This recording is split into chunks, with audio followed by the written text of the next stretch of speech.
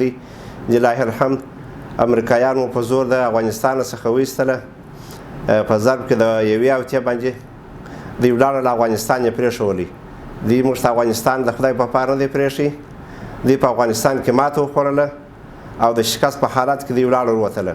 دلته د دوی جسدونه پاته سوله او د دوی مړي پاته سوله دوی ولاړ الله جل جلاله دوی وشرموله لله الحمد اوس خو په افغانستان کې هر نوع امنیت دا نړۍ ته معلوم دی و جهان ته معلوم دی چې دلته لله الحمد تر نورو دولتو چې په هغو کې جنګ نه و سوی تر هغو دولتونو په افغانستان کې لله الحمد امنیت شته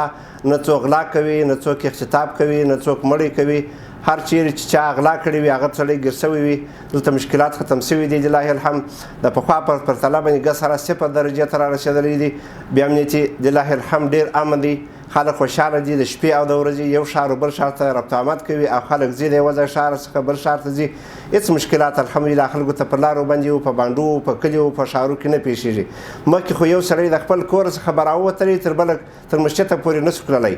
یا به عسکرو غلا ځینې کړی و یا به یې وهلی و یا به یې ټکولی و د چا څخه موټر واخه د چا څخه موټرسایکل واخه د چا څخه پیسې واخه نو هغه مشکلات چې مخکې و هغه لله الحمد هغه ټول ختم سوي دي